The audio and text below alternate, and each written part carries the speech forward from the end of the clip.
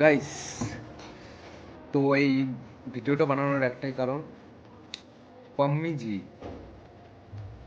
অযোধ্যা বাড়ি। তো আমি অযোধ্যা থাকতাম মিনপুর বা মাটেইকালা নামের একটা গ্রাম। ওইখানে আমি মেডিকেল প্র্যাকটিস করতাম। তো সে আমাকে আজকে একটা ফোন করেছে, 7-8 মাস পরে ফোন করেছে। 7-8 মাস হয়ে গেছে তার সঙ্গে কথা হয়নি। তো ফোন করে বলছে আমার মে মাসের 10 তারিখে বিয়ে আছে। আমি বললাম যে তাহলে কি সত্যি সত্যি তুমি আমাকে ভুলে গেছো, তুমি আমাকে ধোকা দিচ্ছ? তাহলে আমি তো এখনো বিয়ে করিনি, বিয়ে করছিও না।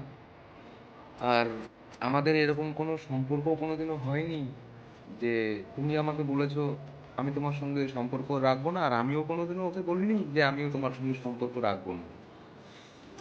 তো সে আজকে ফোন করলো, ফোন করেছে সেটার জন্য খুব ভালো লাগছে, কিন্তু খারাপ লাগছে। 3 বছরের সম্পর্ক ছিল তার সঙ্গে, সেখানে আমি মেডিকেল প্র্যাকটিস করতাম। 3 বছরের সম্পর্ক। ওখান থেকে আমি এখন চলে এসেছি কানপুর, মানে ওইখান থেকে কমসে কম 300-400 কিলোমিটার দূরে আমি এখন এখানে আমার দোকান। আপনারা তো জানেন আমার দোকান। তো 300-400 কিলোমিটার দূরে আমি 3-4 মাস আগে ওদের বাড়ির ওইখানে গেছিলাম, কিন্তু ওর দেখা পাইনি। 2 দিন ছিলাম এখানে। তা আমার ওইখানে একটা দাদু থাকে, সে মেডিকেল প্র্যাকটিস করে ওখানে। হুম। তা আমি তার কাছেই প্র্যাকটিস করতাম, প্র্যাকটিস শিখতাম। এখন নিজে পায়ে দাঁড়িয়েছি, এইখানে আমি থাকি। কমিটিকে বলবো, কমিটি তুমি যেখানেই থেকো ভালো থেকো, সুখে থেকো।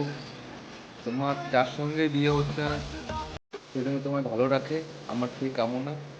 আর আমি জানি কমিটি তুমি এই বাংলা কথাটা বুঝবে না, বাট হিন্দিতে একটাই কথা বলবো, पम्मी जी जहाँ भी रहोगे खुश रहो, बस इतना ही। ना याद रखना कि कोई चाहने वाला था जो तुम्हें बहुत चाहता था, क्योंकि